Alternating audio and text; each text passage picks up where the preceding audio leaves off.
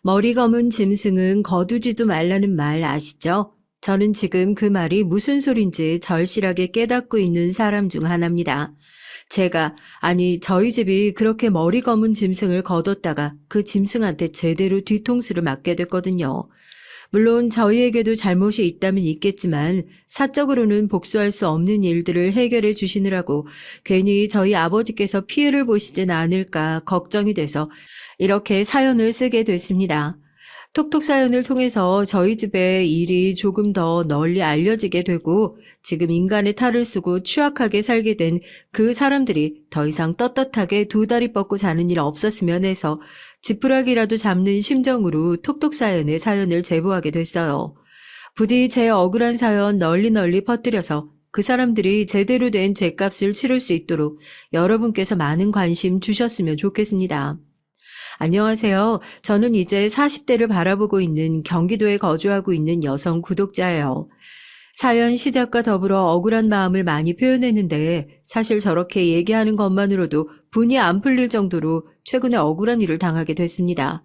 물론 어떤 분은 저희 가족이 잘못을 한 거다 그렇게 딱 잘라서 얘기하시는 분들도 있지만 현명한 판단을 내려주시고 앞으로 저희가 어떻게 하는 게 좋을지 지혜로운 조언 구하고 싶어요. 시댁 남편을 만나기 전에 저희 집은 참 행복했습니다. 그렇게 생각하니까 결혼을 통해서 제 손으로 이 모든 불행을 끌어왔다는 생각을 하니까 과거 그렇게 잘못된 선택을 한 제 자신이 너무 원망스럽고 통탄스럽네요. 저희 부모님께서는 제가 어렸을 때부터 식품 사업에 종사를 하셨어요. 두 분 모두 어려운 시기에 만나셔서 본인들의 성과를 일구기까지 많은 노력을 하셨었죠. 저도 그런 점을 늘 존경스럽게 생각하고 늘 본받으려고 노력을 하면서 어린 시절을 보내왔습니다. 제가 중학교에 올라갔을 때 저희 어머니가 교통사고로 먼저 세상을 뜨셨어요. 참 황망한 사고였죠. 저랑 마지막까지 통화를 하고 계셨거든요. 저녁에 제가 좋아하는 반찬을 해주시겠다면서 전화통화로 저를 향해 웃으시던 목소리가 아직까지도 생생하게 기억나는데요.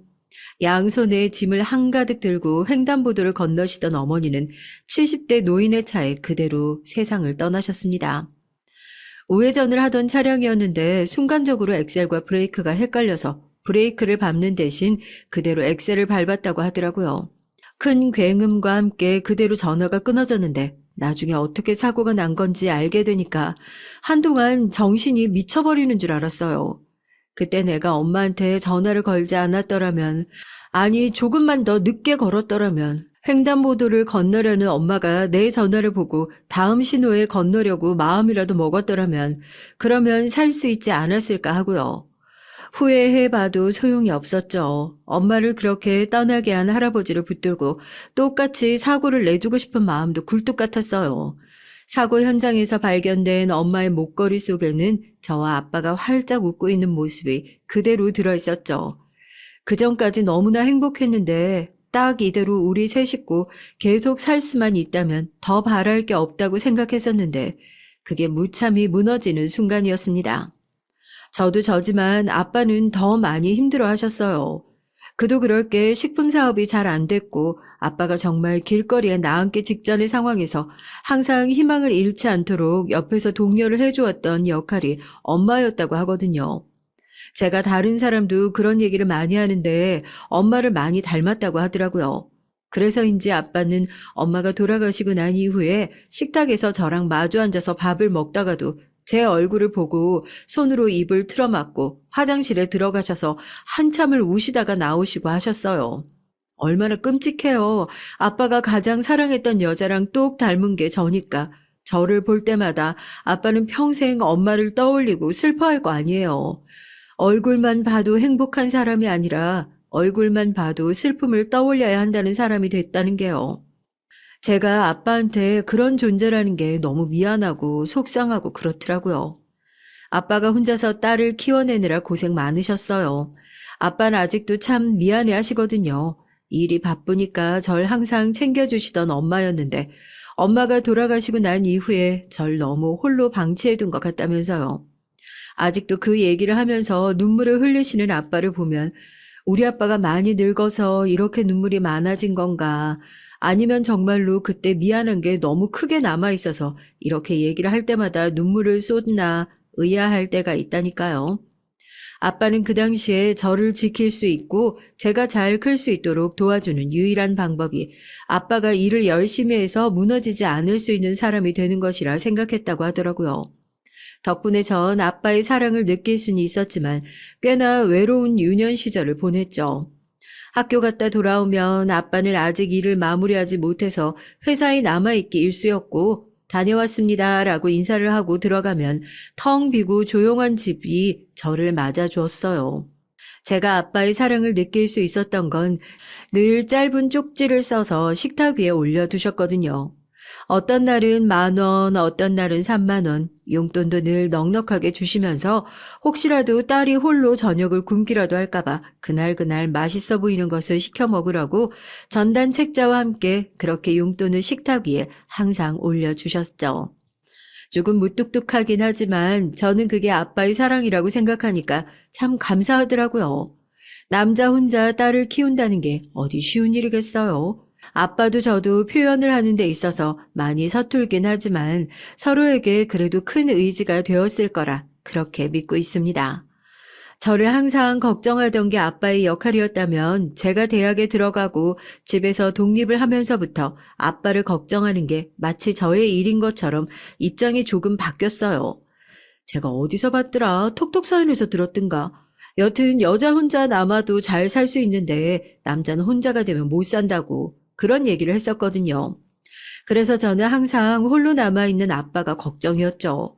그래도 제가 있을 때는 저녁에 혼자 깡소주를 마시는 그런 일은 조금 덜했지만 내가 이제 독립을 하고 나면 집에 잔소리할 사람이 하나도 남아있지 않아서 매일 밥도 제대로 챙겨 먹지 않고 엄마만 그리워하면서 술을 마시는 건 아닌가 하고요. 그래서 오죽하면 대학에 들어가고 난 이후에는 아빠한테 전화해서 항상 하는 소리가 그거였어요. 난 괜찮으니까 아빠도 좋은 사람 있으면 연애도 하고 나가서 데이트도 하고 그러라고요. 혼자서 밥도 제대로 안 챙겨 먹고 술만 마시고 건강 상하는 것보단 그게 100배, 1000배 나으니까 제발 나가서 사람 좀 만나라고요. 아빠는 뭐 바빠서 연애할 시간이 어딨냐, 엄마를 못 잊어서 재혼 못하는 게 아니라 재혼할 생각이 없어서 그런 거다. 잔소리 좀 하지 말아라. 이런 얘기를 하면서 제가 그런 얘기를 할 때마다 슬그머니 피하는 게 느껴졌는데 제가 왜 모르겠어요. 아빠가 재혼을 하지 않는 이유가 저 때문이라는 것을요. 저도 그걸 잘 아니까 아빠를 더 뭐라고 했었던 거고요. 엄마를 떠나보낸 슬픔에 잠겨있을 새도 없이 시간은 쏜살같이 흘러갔습니다. 저희 가족이 빠져있는 슬픔의 크기와 반비례라도 하는 것처럼 아빠의 사업은 연일 더 바빠졌고 아빠는 저에게 대학을 졸업하고 나면 아빠의 회사 일을 도와줄 수 있는지 물어보시더라고요. 저도 딱히 진로를 어디로 가야겠다라고 선택하고 있던 상황도 아니고 오히려 저도 아빠 근처에 있는 게 마음도 몸도 편하겠다 싶어서 그러겠다고 했어요. 주변에 괜찮은 친구 있으면 한번 데려와. 아빠가 지금 일손이 많이 부족한 상황이라서 사람 좀 많이 뽑으려고 하는데 그래도 네가 아는 사람이고 네가 괜찮다 싶은 사람이면 오히려 더 좋지. 너도 혼자 일하는 것보다 주변에 의지할 만한 친구가 있으면 더 좋을 테고. 엄마가 돌아가신 이후로 계속 울적하게 살고 있던 저에게 의지할 만한 친구나 그런 게 있을 리가 없잖아요. 그래도 아빠가 부탁한 일이니까 주변에 같이 일을 할 만한 사람이 누가 있을까 찾아보겠다고 말씀은 드렸는데 그때 제 눈에 들어왔던 게 바로 남편입니다. 남편은 저보다 1살 아래 후배였는데 군대를 졸업하고 막바로 복학을 한 상황이었거든요. 그전까지는 딱히 친하게 말을 섞거나 뭐 같이 술을 한 잔 마셔본 적도 없었는데 아빠가 주변에 일을 할 만한 괜찮은 사람을 찾아보라는 말에 둘러보니까 남편이 딱 눈에 걸리는 겁니다. 사실 친하게만 지내지 않았을 뿐이지 학교 생활을 하는 남편을 보면 항상 눈에 걸리긴 했어요. 뭐가 그렇게 바쁘고 힘든 건지 수업 시간에는 출석을 부르기 전에 간당간당하게 숨을 헐떡이며 들어오고 저는 그래도 학과에서 하는 모임에 빠지지 않고 잘 참석하는 편이었지만 남편은 학교를 마치고 나면 어디로 사라지는 건지 쌩하니 사라지길래 쟤는 항상 뭐가 저렇게 바쁠까 생각이 드는 그런 사람이었죠. 제가 그때 독립을 하고 원룸을 하나 얻어서 자취를 하고 있는 상황이었거든요. 학교를 마치고 집으로 가려고 하는데 갑자기 비가 막 쏟아지더라고요. 조금만 더 걸어가면 집이기도 하고 우산을 새로 사는 게 아깝기도 해서 그냥 집 앞에 있는 편의점으로 막 뛰어들어갔어요. 어차피 이런 날씨에 어디 나가서 저녁을 먹는 것도 애매하니까 그냥 대충 편의점에서 컵라면이나 하나 사서 때워야 하겠다 하고요. 그런데 그 편의점에서 마침 남편이 아르바이트를 하고 있더라고요. 그래도 같은 수업을 많이 듣고 있는 상황이라 말은 한마디 안 해봤지만 보자마자 서로 하고 알아봤죠. 혹시 일 언제 마쳐? 미안한데 나 집이 바로 여기 앞이거든? 우산 사긴 애매해서 혹시 우산 있으면 이 앞까지만 잠깐 씌워줄 수 있을까? 그때는 무슨 용기가 나서 그런 얘기를 했는지 모르겠지만 남편에게 일은 언제 마치냐, 우산 좀 빌려줄 수 있냐 하고 물었더니 한 30분만 기다리면 끝날 것 같다고. 그러면 그 안에 비가 그치면 알아서 집으로 가고 아니면 우산 좀 씌워달라고 부탁하고 편의점 근처에 자리를 잡았죠. 그리고 나서 남편을 힐끗 쳐다보는데 정말 그렇게 열심히 사는 사람은 처음 봤어요. 뭐 과제를 하고 있는 건지 뭘 하는 건지 모르겠지만 남편은 손님이 왔다 갔다 하는 사이에도 계산대에서 책을 펴놓고 열심히 공부를 하고 있더라고요. 참 열심히도 산다. 남편을 처음 봤을 때 첫인상은 그랬네요.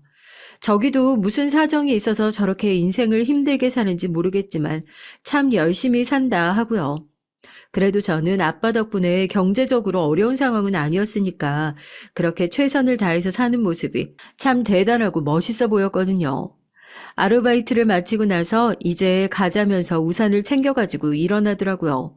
갑작스럽게 후배한테 우산을 얻어쓰게 됐으니까 다음에 밥이라도 한번 사겠다면서 너스레를 떨면서 남편이랑 같이 우산을 쓰고 저희 집 쪽으로 걸어가는데 남편 배에서 엄청 크게 꼬르륵 소리가 나는 거예요.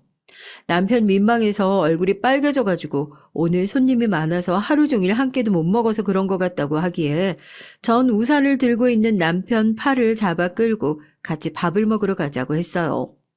머뭇거리는 남편한테 밥은 내가 살 테니까 걱정하지 말라고 대신 끝나고 우산이나 한 번 더 씌워달라고 얘기를 하고 근처에 있는 국밥집으로 들어갔죠.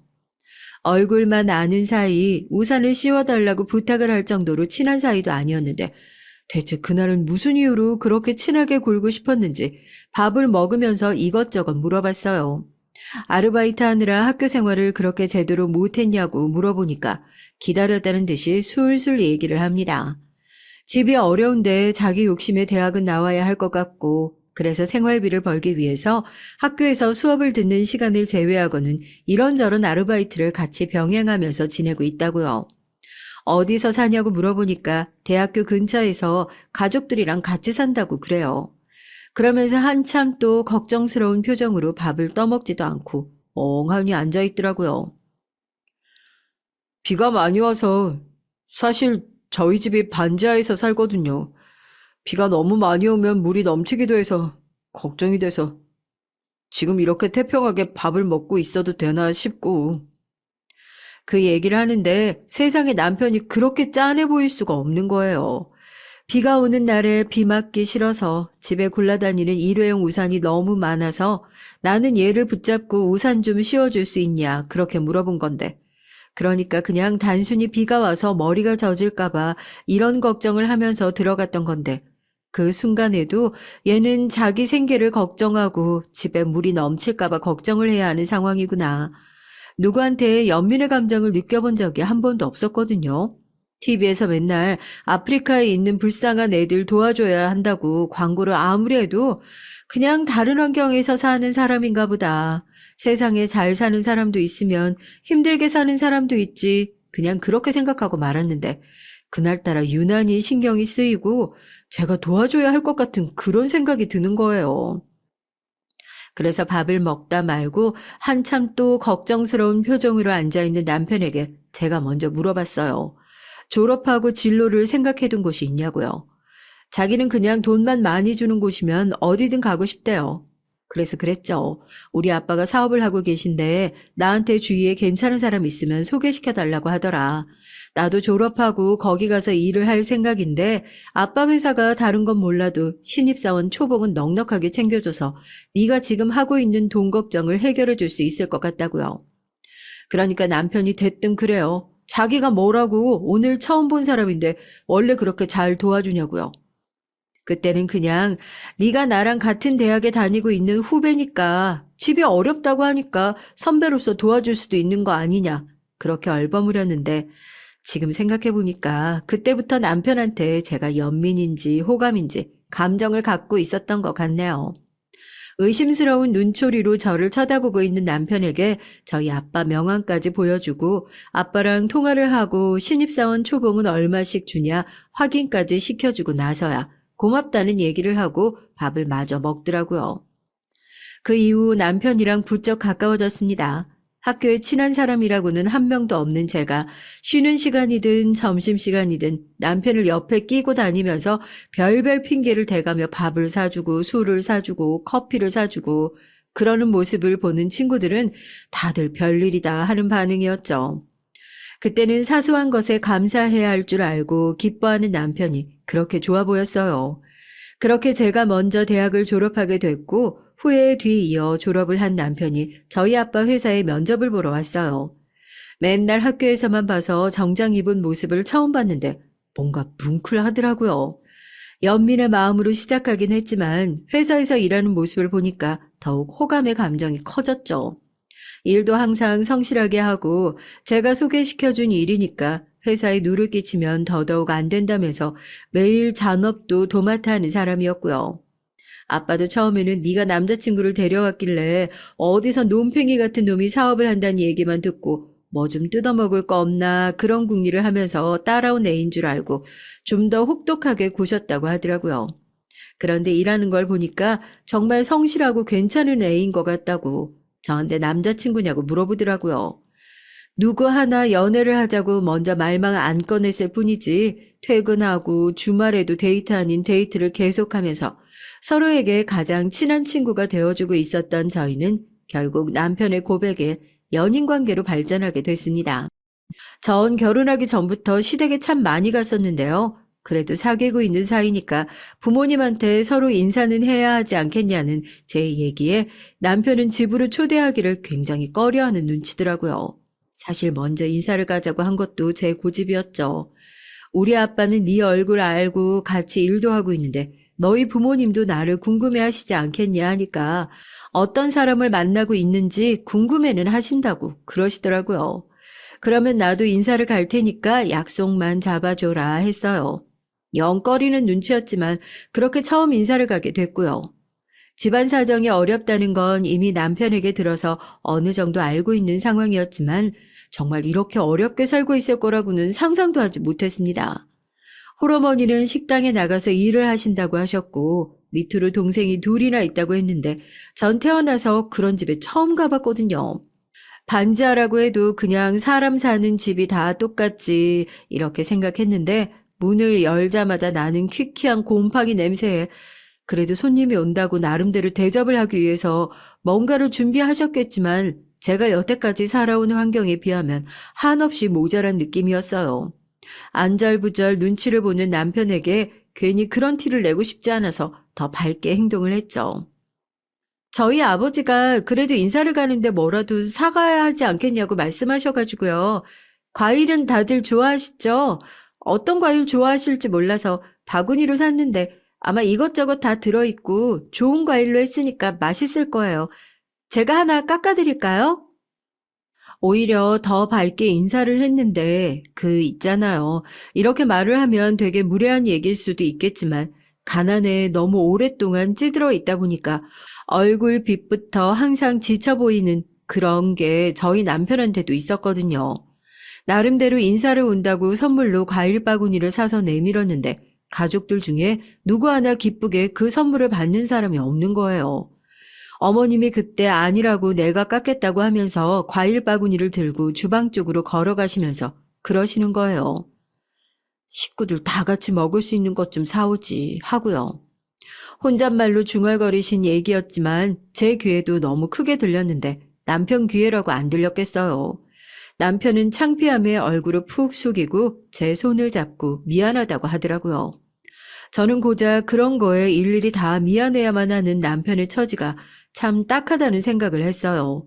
좋은 선물을 받아도 기쁘게 받아들일 수 없고 기쁘게 받아들일 수 없는 가족의 처지를 미안해해야 하는 남편의 인생에 조금이라도 힘이 되어주고 싶었죠. 과일을 씹느라 아삭거리는 소리만 들리고 그렇게 어색한 시간이 계속해서 흘러갔습니다. 어머님은 그래도 남편을 취직까지 시켜줘서 고맙다고 저에게 인사를 했고 전 황급히 아니라고 제가 뽑고 싶어서 뽑은 게 아니라 남편이 일을 정말 잘해서 오히려 아버지가 도움이 많이 되신다고 기뻐하셔서 제가 더 감사하다고 맞바로 인사를 했어요. 그래도 자식 칭찬을 해서 기뻐하지 않는 부모님이 어디 있겠어요.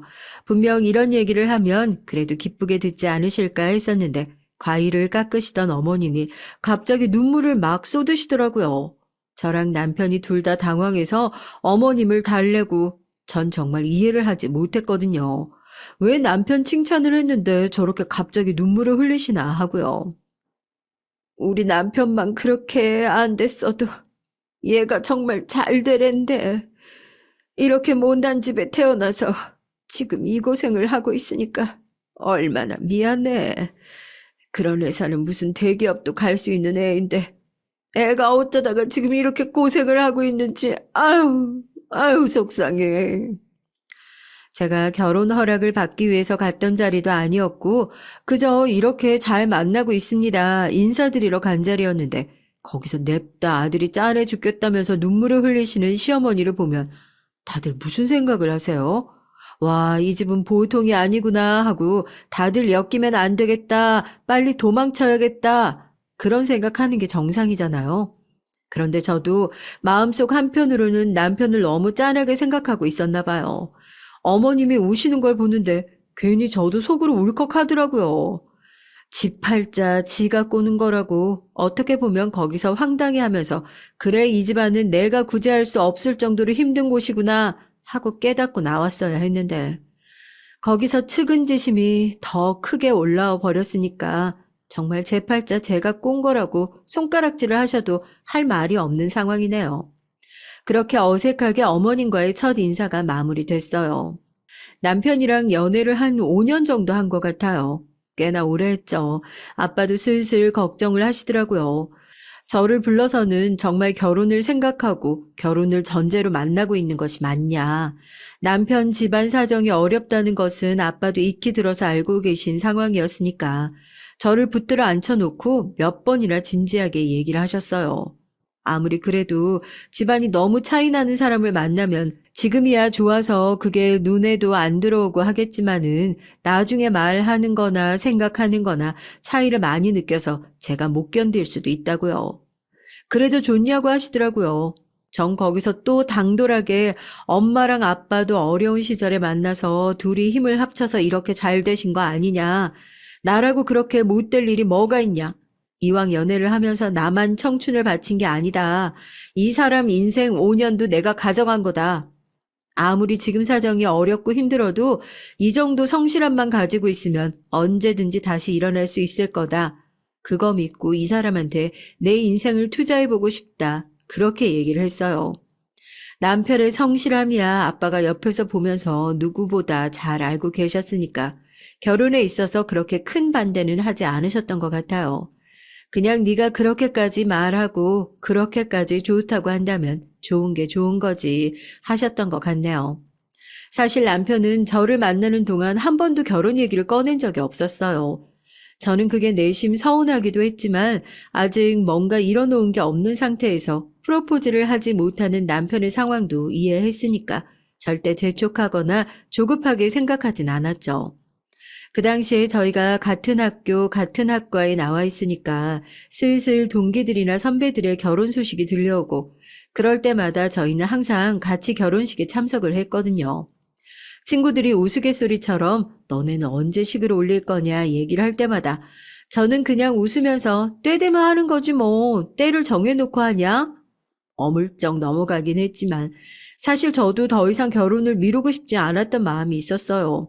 저라고 언제까지 계속 젊을 것도 아니고 이렇게 시간만 흘러가다가 결혼도 못하고 흐지부지 다 엎어지는 것이 아닌가 걱정도 됐고요. 그러던 중 드디어 남편의 눈물 가득한 프로포즈를 받게 됐습니다. 그 프로포즈의 대상이 제가 아니라 저희 아빠였다는 게 조금 애매하긴 하지만 말입니다. 관연한 딸이 그렇게 결혼을 못하고 결혼 얘기도 없는 남편을 두고 조급해하니까 저희 아빠께서 저희 둘한테 술이나 한번 사고 싶다고 저녁에 불렀어요. 그리고 저도 너무 재촉 같아서 하지 못했던 얘기들을 편하게 꺼내시더라고요. 그래서 둘은 언제 식을 올릴 생각이냐, 결혼해도 다 때가 있는 법이다. 얘기를 하시면서 은근히 남편에게 네가 진짜 결혼할 마음은 있는 건지 애둘러 물어보시더라고요. 그 얘기를 들은 남편은 펄쩍 뛰면서 이 사람 아니면 저 평생 결혼 안 하고 살 거라고 얘기를 하더라고요. 저희 아빠가 제 눈치를 보시더니 얘기를 하시더라고요. 완벽한 상태에서 식을 올리고 싶은 마음 이해한다만 결혼해도 다 타이밍이 있는 법이니까 더 미루지 말고 올해 안에 식을 올렸으면 좋겠다고요. 그 얘기를 가만히 듣고 있던 남편이 술도 어느 정도 들어갔겠다. 아빠 앞에서 눈물을 뚝뚝 흘리기 시작했습니다. 한 번 솟은 눈물은 멈출 생각을 안 하고 턱 밑으로 눈물이 뚝뚝 떨어지는 것이 보일 정도로 거의 오열을 하더라고요. 그리고 저희 아빠 앞에서 무릎을 꿇는 게 아니겠어요? 그리고선 그럽니다. 제 젊은 날 인생을 너무 허비하는 것 같아서 죄송한데 자기는 아직 책임져야 할 가족들이 있어서 이 사람을 가족으로 받아들이기는 계속 망설이고 있다고요. 지금 당장 반지 앞방에서 가족들이 다닥다닥 붙어서 생활을 하고 있는데 자기 혼자 편하게 살자고 결혼을 하는 건 저한테도 못할 짓이고 가족들한테도 못할 짓 같아서 그런답니다. 저희 아빠가 그 모습을 보고 마음이 울컥하셨나 봐요. 혹시라도 저에 대한 마음이 흔들려서 그런 걸까 싶어 그 모습을 확인하고 싶어 불렀던 거였는데 당장 집안 사정이 어렵고 그런 집안에 저를 끌어들이는 것 같아 미안해서 결혼하자는 얘기도 못하고 있었다는 얘기를 들으니까 저도 울컥하더라고요. 제가 아빠에게 그랬어요. 조금만 더 기다려주시면 어떻게든 저희가 더 나아진 모습으로 결혼할 테니까. 그러니까 아빠도 조금만 더 기다려달라고요. 울면서 사정을 하는 제 손을 잡고 남편을 일으켜 세우고 아빠가 특단의 결정을 내리셨습니다. 자네 어머니가 식당에서 일하고 계신다고 그랬지? 어머니 일 쉬시는 날이 언젠가? 아무래도 어른들끼리 해야 할 얘기가 있을 것 같으니까 빠른 시일 내로 약속 좀 잡아주게. 저희 아빠가 먼저 시댁 식구들을 만나보자고 한 게 그게 처음이었거든요. 남편도 무슨 상황인지 하고 어리둥절해 있는데 저희 아빠는 단호하셨습니다. 후에 일은 아빠가 다 책임을 질 테니까 그런 마음가짐 가지고 얼른 결혼식장부터 알아보라고요. 남편은 감사함에 눈물만 뚝뚝 흘리고 저희 아빠는 정말로 후에 일은 아빠가 다 책임지시겠다는 그 약속을 지켜주셨습니다. 저희가 아빠를 믿고 한창 결혼식장을 알아보고 다닐 때 아빠는 어머님을 만나셔서 아주 큰 제안을 해주셨거든요. 식당을 하고 계신 어머님의 솜씨가 나쁘지 않으니까 식당을 한번 운영해 보는 게 어떻겠냐고요. 저희 아빠가 식품회사를 하고 계시잖아요. 식료품이나 이런 것들을 대는 것은 아빠 회사에서 책임지고 할 거고 건물도 하나 얻어드릴 테니까 거기서 장사 한번 해보시라고요. 갑작스러운 제안에 어머님도 당황하셨지만 전혀 거절할 이유가 없는 일이잖아요. 남편은 본인이 뭘 해와도 모자랄 판에 저희 아빠가 결혼 선물이다 생각하고 한번 운영을 해보셔라. 저희도 투자하는 거다 얘기를 하셨어요. 아빠가 결혼을 위해서 무언가 도움을 주실 거라고 생각은 했었는데 그래봤자 저나 남편 도와주는 일일 거라고 생각했던 저는 깜짝 놀랐죠. 아빠 말씀이 그래요. 지금 결혼은 망설이고 있는 게 식구들 때문이면 그러면 그 걱정을 내려놓게 해주는 게 맞지 않겠냐고요. 너무 당연한 얘기긴 하지만 감사함에 말이 안 나오더라고요.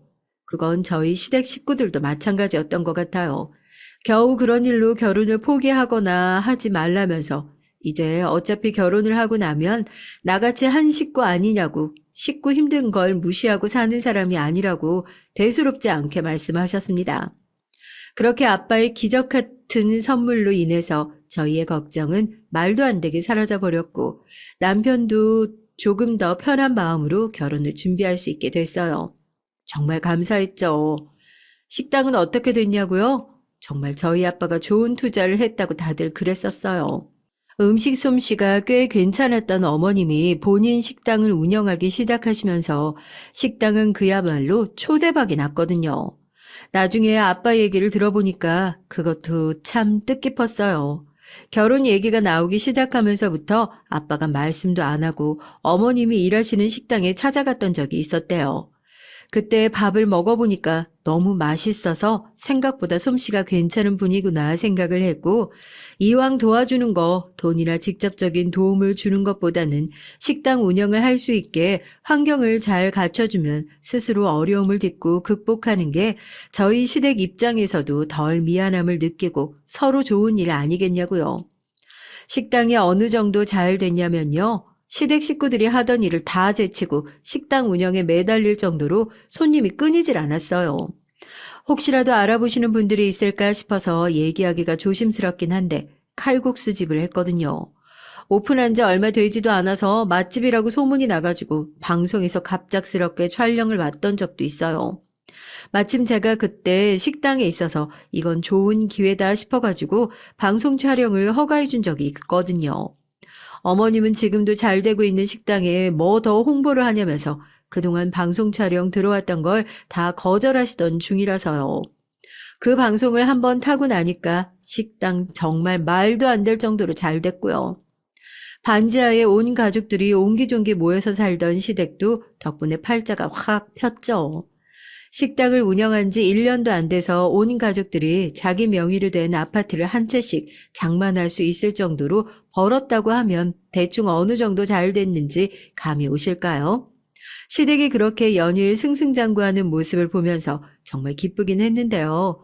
또 좋은 일이 있으면 안 좋은 일이 있다고 마냥 기뻐할 수만은 없는 불행이 저희 집에 들이닥치게 됐습니다. 갑자기 경기가 어려워지면서 저희 아빠가 하던 사업에 적신호가 들어오게 된 것이었어요. 그 당시에 아빠와 오랜 기간 동안 거래를 하시던 업체들이 줄줄이 부도가 나면서부터 단독으로 납품을 진행했던 저희 아빠의 회사도 급격하게 휘청이기 시작했거든요.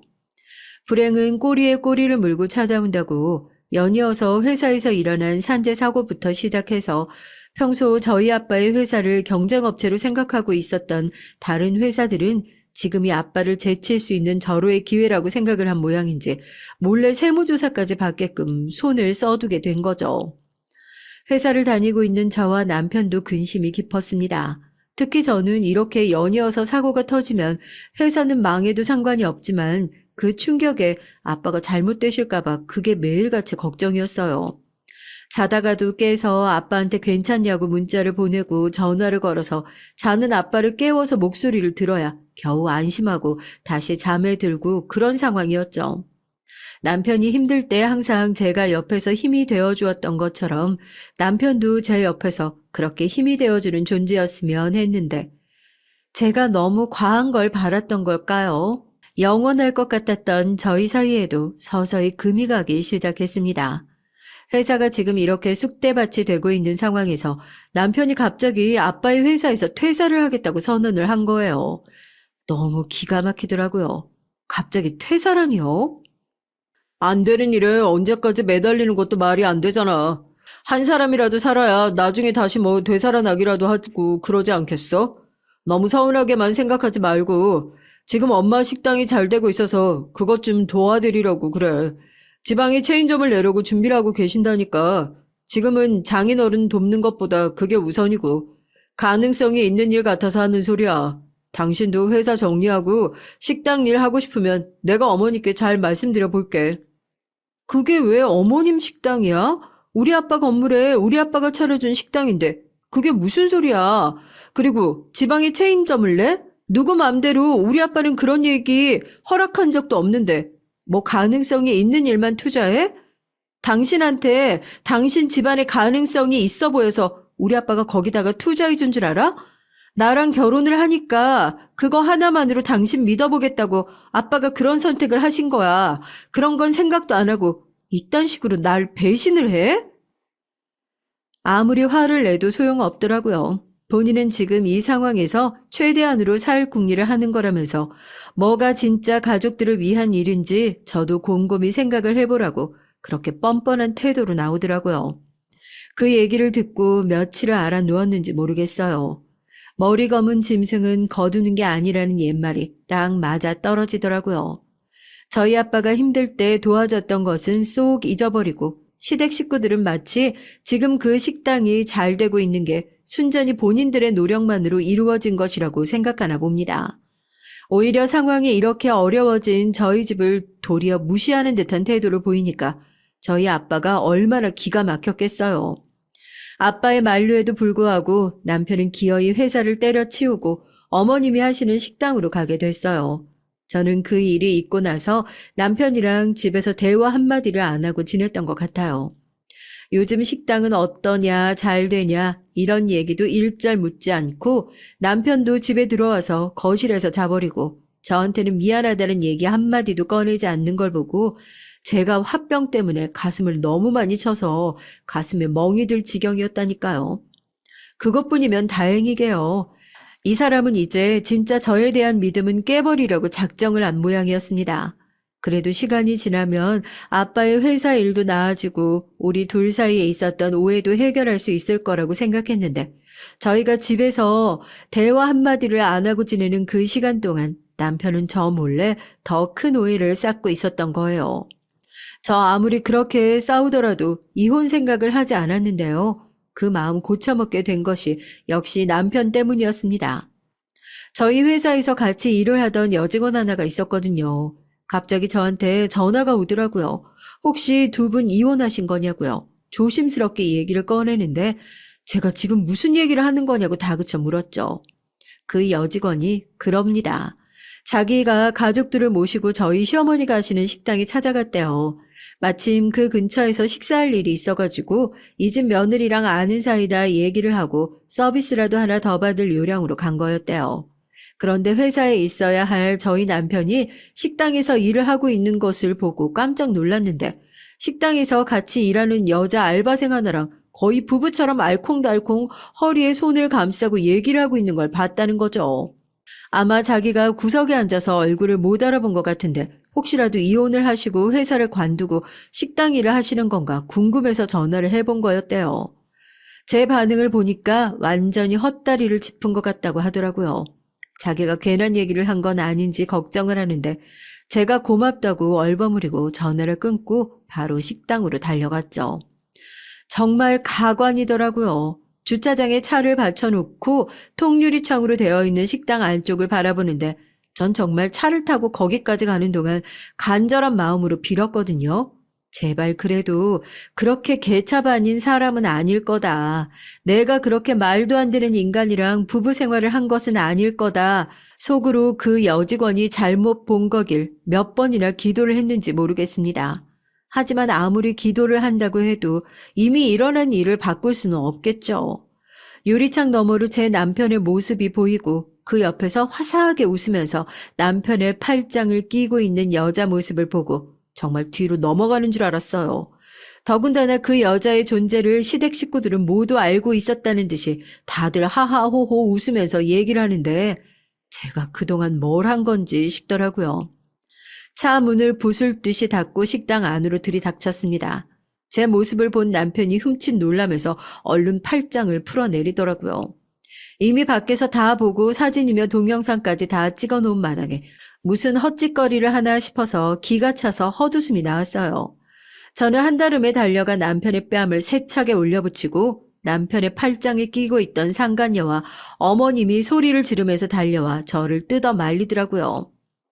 아, 이게 지금 뭐 하는 짓이야? 어디 귀한 내 아들 얼굴에 손을 대? 귀한 내 아들? 귀한 네 아들이 지금 우리 아빠가 차려준 식당에서 바람 피고 있는데 나보고 그걸 두 눈 똑바로 뜨고 보라는 소리야? 아줌마 정신 나간 거야? 이게 지금 무슨 얘기를 하는 거냐면서 저한테 호통을 치는 어머님의 멱살을 틀어주고 식당 벽으로 내던졌습니다. 어머님은 무슨 저런 경우 없는 애랑 같이 살았냐면서 본인 아들한테 달려가서 행여나 얼굴에 흉은 지지 않았는지 막 살펴보시더라고요. 너희 아버지가 아직도 회사가 힘들어서 오늘 내일 하신다면서 사람 없이 살면 이렇게 마음이 가난해진다고. 너 하는 꼴 보니까 어딘 내 아들 믿고 그 집에 맡길 수 있겠니? 이제 너 같은 년은 우리도 필요 없다. 당장 이혼해. 그 얘기를 듣는데 정말 분이 풀리질 않더라고요. 이 식당에 있는 시댁 식구들 모두가 저를 악당이라도 쳐다보듯이 쳐다보고 있었으니까요. 그 와중에 자기 아들과 이혼을 해달라면서 저를 붙잡는 어머니의 멱살을 다시 잡고 두 눈을 똑바로 보고 그랬어요. 이혼을 한다고 해도 내가 이혼을 할 거고 네 아들이 우리 집에서 단 한 푼도 못 가지고 가게 내가 그렇게 만들 거니까 이혼 도장은 찍어줘도 그건 똑바로 알고 있으라고요. 거지들 주워서 먹여주고 길러줬더니 이렇게 감사한 줄도 모르고 배응망덕하게 뒤통수를 친 대가 톡톡히 치르게 해줄 테니까 각오하라고요. 제가 얼마나 무서운 기세로 그랬으면 남편이라는 인간, 시어머니라는 인간이 찍소리도 하지 못하고 고개를 쓱 피해요. 거기서 더 이상 더러운 인간들이랑 주먹질하고 있을 필요가 없을 것 같아서 차를 타고 당장 아빠한테 달려갔습니다. 이런 일이 있어서 이혼을 해야 할 것 같다 얘기를 하니까 아빠가 저보다 더 화가 나신 눈치더라고요. 당연한 일 아니겠어요? 정말 물에 빠진 인간들 다 구해다가 사람 만들어주니까 이제 와서 이 가게는 내 가게다 배째라 하고 눈이 뒤집혀서 뒤통수를 치고 있으니까 얼마나 기가 막히고 어이가 없어요. 아빠가 또 그러시더라고요. 앞으로 남은 일들은 더러운 걸 묻혀도 아빠 손에 묻힐 테니까 너는 빠져 있으라고요. 저는 아빠한테 좋지 않은 일이 생길까봐 변호사 써서 이혼하면 그만이다 하는데 그때 아빠의 눈빛이요. 너무 결연해 보여서 저도 뭔가 막을 수가 없겠더라고요. 다음날 아침 저는 경찰서에서 걸려온 전화 때문에 잠에서 깨게 됐습니다. 제가 전화를 받고 얼마나 놀랐는 줄 아세요? 아빠가 지금 경찰서에 있다는 연락이었어요. 방화 사건에 휘말리게 됐다고요.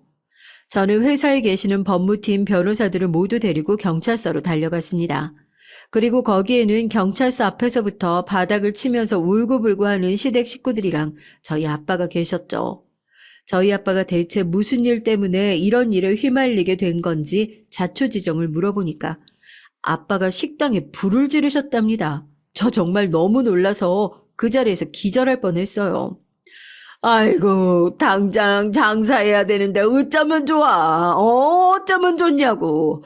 이제 막 체인점을 내내 만에 하고 있는 상황에서 우리 집에 이제 쫄딱 망하게 생겼네. 아이고, 아이고.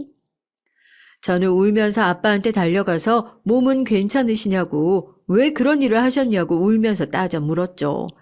복수는 둘째 치고 아빠가 잘못됐으면 어쩔 뻔했냐고요. 아빠는 그런 저한테 괜찮다고 등을 토닥여 주시고 변호사랑 남은 일들은 얘기하면 되니까 전 얼른 집에 가보라고 하더라고요. 경찰서라서 차마 저 난리를 피우고 있는 시댁 식구들의 뺨을 올려붙이진 못하고 남편한테 그딴 식으로 살지 말라고 조용히 경고를 해주고 바닥에 침을 뱉고 나왔습니다. 그리고 어떻게 됐냐고요? 정말 다행스럽게도 저희 아빠는 집행유예를 받으셨어요.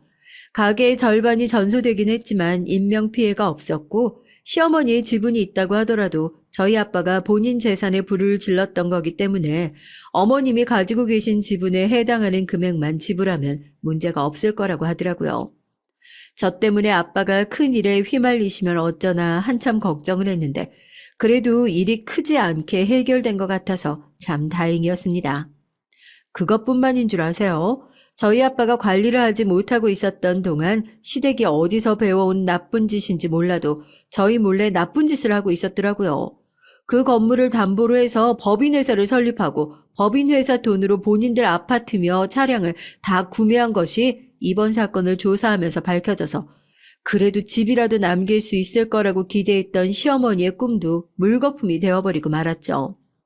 남의 돈으로 그렇게 언제까지 떵떵거리고 살 수 있는지 두고 보려고 했었는데 이럴 수는 없다고 내 식당이고 내 집이고 내 차인데 그걸 왜 다 뺏어가냐고 난리를 치는 모습을 보니까 속이 더 시원하더라고요. 남편의 상간녀 역시 남편의 집이 빈털터리 신세가 됐다는 것을 알고 나서 발 빠르게 손절했고요. 남편은 허망한 표정으로 이걸 어떻게 해야 되나 이제 와서 머리를 굴리는 게 빤히 보이는데 참 기가 막히더라고요. 전 이제 남편의 얼굴이라면 꼴도 보기 싫고 저희 집 역시 제 명의로 되어 있었고 결혼 생활을 하면서 남편이 저희 공동재산에 기여한 바가 거의 없다는 것이 인정돼서 아마 이혼 소송을 하더라도 남편에게 위자료를 주거나 뭔가 물질적인 보상을 해줄 일은 전혀 없을 것 같아요. 본인도 그걸 알게 되니까 새벽에 술을 마시고 저희 집에 찾아와서 동네 시끄럽게 문을 두드리면서 난리를 치더라고요. 자기가 다 잘못했으니까 한 번만 용서해달라고요. 시어머니도 저한테 사과를 하려고 몇 번이나 연락을 했는데 왜 전화를 안 받냐고요. 저는 경찰서에서 시댁 식구들 본 이후로 혹시라도 저한테 연락을 해서 죽는 소리 할까봐 그거 듣기 싫어서 전부 차단을 해놨거든요. 아마 남편도 전화가 차단당한 걸 알고 회사에서도 아빠가 만나주지 않으니까 이 새벽에 제가 집에 있을 거라 생각을 하고 찾아온 거겠죠. 저런 사람을 안쓰러워해서 내 소중한 결혼 생활을 갖다 바쳤다는 사실이 정말 분하고 서럽기도 한데요. 그렇게 살면서 언젠가 제 뒤통수를 치고도 남을 놈이었을 거라는 사실, 그나마 아빠 덕분에 그 사실을 빨리 깨달을 수 있었다는 사실에 오히려 다행이라는 생각이 들더라고요. 그래서 제가 어떻게 했냐고요? 문을 열어줬다가 저한테 무슨 해코지를 할 줄 알고요. 그대로 경찰에 신고해서 경찰차에 질질 끌려가는 남편한테 한마디 해줬어요. 당신이 앞으로 어떤 식으로든 내 인생에 끼어들고 싶어도 앞으로 절대 그럴 일 없도록 할 거라고요. 당신한테 내 인생 제대로 끼어들 기회를 줬음에도 불구하고 그 기회를 못 잡은 건 당신 탓이니까 이제 그 기회는 두 번 다시 찾아오지 않을 거라고요.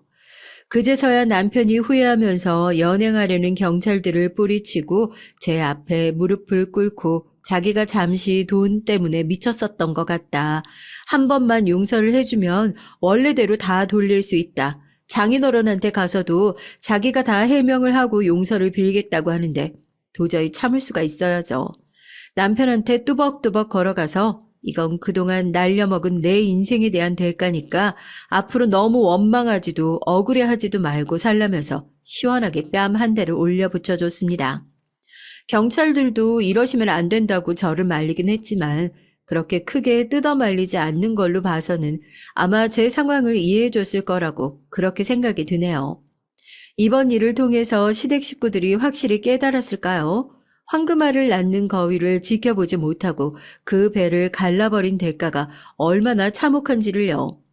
그런 걸 느낄 수 있는 사람이었다면 애초에 이딴 짓을 벌이지도 않았겠지만 아빠와 저의 시원한 복수로 조금은 깨달았으면 좋겠습니다. 이혼 소송은 아직 진행 중이니 아마 제 복수도 현재 진행형이 될 것 같아요.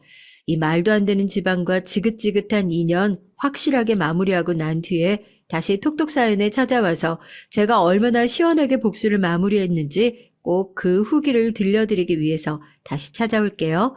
이 미친 지방 식구들이 어디 다시는 돌아다닐 수 없도록 여러분도 사연 들으시면서 시원하게 욕이나 한번 해주세요. 안녕하세요. 저는 40 중반을 향해 가는 기혼 여성입니다. 결혼한 지는 13년 됐고 남편과 큰딸, 작은아들 두 아이를 키우면서 살고 있어요. 전에는 제가 일을 하고 있었던 직장인이라 동서가 시아버지, 시어머니와 같이 살고 있었고요. 그런데 제가 믿고 있었던 그 동서가 사고를 일으켜서 경찰들까지 집에 오는 큰 사건이 일어나고 말았습니다. 그 후 결국 제가 일을 그만두고 얼마 전 시아버지가 돌아가셔서 홀로 되신 시어머니를 지금까지 모시고 살고 있어요. 세상에 별별 사람이 다 있다고 하지만 그 사람이 남이면 그냥 이상한 사람인가 보다 생각하고 무시하면 그만이잖아요. 그런데 그 사람이 정말 어려운 시어머니라면 여러분들은 어떻게 하시겠어요? 전 첫애를 낳고 전업주부가 되고 싶은 욕심이 있었지만 바로 그 이상한 시어머니 때문에 울면서 겨자 먹기로 얼마 전까지 계속 직장에 다니고 있었죠. 다른 분들은 전업주부가 되고 싶다는 저를 이해 못하실지도 모르겠습니다.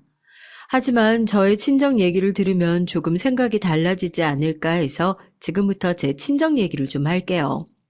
저희 아버지, 어머니, 오빠, 그리고 저, 그리고 남동생 3남매의 둘째로 자라났어요. 저희 아버지는 시청 공무원이셨는데 집에 오면 무조건 쉬기만 하시고 집안일엔 아무 도움도 안 주는 전형적인 옛날 아버지셨습니다. 그런 가부장적인 아버지 밑에 있다 보니까 제 오빠도 남동생도 남자라고 아버지 위세만 믿고 덩달아 집안일을 하지 않는 거였어요. 어머니는 박봉의 공무원 월급만으로는 5식구의 가게를 꾸려나가기가 벅차다고 하셨고요. 물론 돈도 돈이지만 오빠가 2돌이 지난 후부터 쉴 틈 없이 연년생으로 저와 남동생을 낳은 후 10년이 넘는 기간을 육아랑 집안일만 하셔서 그게 항상 지겨웠다고 말씀하셨죠. 어머니는 남동생이 5살쯤에 유치원에 가자마자 집 근처 슈퍼에서 계산원으로 일을 하셨어요. 이제 애들은 다 키웠다고 생각했는지 말이죠. 그러나 항상 밤 10시가 넘어서 들어오시는 어머니 때문에 저는 초등학교 때부터 학교 갔다 와서도 집안일에 늪에서 빠져나오지 못했습니다. 제가 조금만 신경을 안 쓰면 집안일이 쌓여서 설거지도 싱크대에 그대로 있고 빨래조차 안 널고 안 걷는 오빠와 남동생들 때문에 항상 허리가 휘도록 일을 하는 사람이 저뿐이었어요. 게다가 한술 더 떠서 오빠와 동생은 저에게 라면 심부름까지 시키는 거였습니다. 야, 너 라면 좀 끓여. 알지? 꼬들꼬들한 면발에 계란 2개. 누나, 내 것까지 2개 끓여라. 응? 나도 야식 땡기네. 저는 가만히 앉아서 각자 만화책과 TV만 보면서 온갖 잡다한 일을 저한테만 시키는 2 남자 형제 사이에서 중학생 때까지 아무 말도 못하고 시키는 대로만 했어요. 왜냐하면 아버지의 말은 우리 집에서는 법이었고 아버지의 지론은 남자가 부엌에 들어가면 거시기가 떨어진다라는 거였거든요.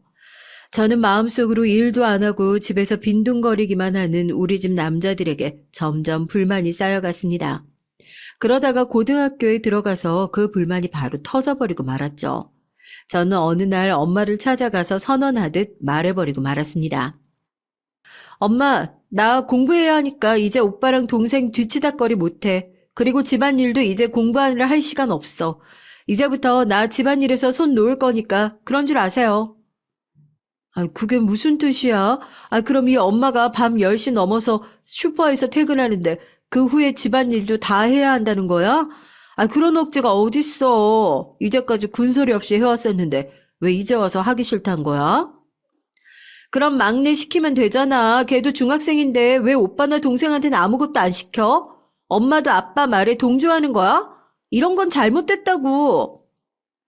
어허, 여자들이 조신하지 못하게 어디서 이렇게 소리를 지르고 싸워. 너는 왜 엄마한테 대들어? 아버지 말도 듣기 싫으니까 그만하세요. 저는 그 후로 집에선 겨우 잠만 자러 들어왔어요. 고등학교 1학년 때부터 학교에서 야간 자율학습하면서 저녁도 먹고 공부에만 매진했습니다. 집에 오더라도 식구들은 모두 자고 있으니까 아무도 얼굴 볼 일이 없어서 좋았고요. 그때 저는 부모님과 형제들 모두 꼴도 보기 싫었거든요. 그러다 보니 저는 성적이 많이 올라서 서울에 있는 대학에 합격했고 혼자 자취를 하게 됐습니다. 그때부터 대학 생활은 저의 인생에서 가장 행복한 시간이었죠. 혼자 살 수 있는 자유도 있었고 제 스스로 밥을 해먹고 다닐 수 있으니까요. 집안일도 하고 싶을 때만 했어요. 아무도 잔소리하지 않고 심부름 시키지 않는 저만의 공간에서 저는 대학 4년 내내 그 시간을 만끽했습니다. 그때는 과 사무실에 회사 취업 공고가 붙던 시절이었어요. 저는 회계학과를 나왔는데 그때 회계사 사무실이 기하급수적으로 늘어나서 일하려는 마음만 있으면 일자리는 충분히 있었습니다. 전 대학을 졸업하자마자 고민 없이 회계사 사무실에서 직원으로 일을 하면서 밤에는 회계사 자격증 공부를 했어요. 지방에 있는 집에는 한 달에 1번 정도 돌아갔고요. 서울에서 취직하고 또 계속 살다 보니까 본가로 돌아가는 것이 불편했었어요. 점점 저는 우리 가족 내에서 겉도는 사람이 됐고요. 그러다가 저희 회사에 들어오니 신입 회계사였던 남편과 만나서 결혼을 하게 됐습니다. 남편이 회계사였기에 전 회계사 자격증 공부를 하다가 그만뒀고요. 계속 시험에 떨어지는 저를 보다 못해서 남편이 언젠가 사무실을 차리면 그 사무실에서 사무장 노릇하고 수익 관리하면서 살면 되지 않냐고 제안을 했기 때문이었죠. 남편은 사실 저를 전업주부로 만들고 싶어 했지만 제 시부모님들은 제가 전업주부가 되면 장남인 남편의 밑에 들어가 살고 싶다고 하도 말들을 하셔서 전 억지로라도 일을 해야만 했던 것이었어요. 제가 일을 한다는 이유로 겨우 합가를 안 하고 있었거든요. 시댁은 우리 친정과 비슷한 처지였어요. 그러나 시댁에서 실권을 가진 분은 시아버지가 아닌 시어머니였습니다. 시어머니의 성격은 저의 친정 아버지와 비슷한 분이었고요. 전형적인 옛날 시어머니 말이죠. 시댁은 남편과 시동생 아들 둘만 있었는데 어쩌면 다행일지도 몰라요. 만약 시어머니에게 딸이 있었다면 그 딸도 저와 같이 집안일의 희생양이 됐을 테니까요. 예, 너는 꼴랑 얼마 번다고 그 회사에서 계속 일을 하고 그러니? 그냥 때려치우고 집에 들어와서 살림만 해. 너도 살림하는 거 좋아하지 않니? 난 얼른 네가 일 좀 그만뒀으면 좋겠다. 집안일 모두 너한테 맡겨버리고 난 노인정이나 가서 놀러 다니고 싶네. 우리 동네 친구들이랑 같이 해외여행 가고 싶다고. 네 시아버지 놔두고. 아, 어머니, 제가 많이 벌진 못하지만요. 그래도 지금부터 얼른 돈을 모아서 집 사려면 저희들 맞벌이 계속 해야 돼요. 저 일 못 그만둬요. 다른 시부모님들은 며느리가 맞벌이 하는 거 원한다고 하던데요.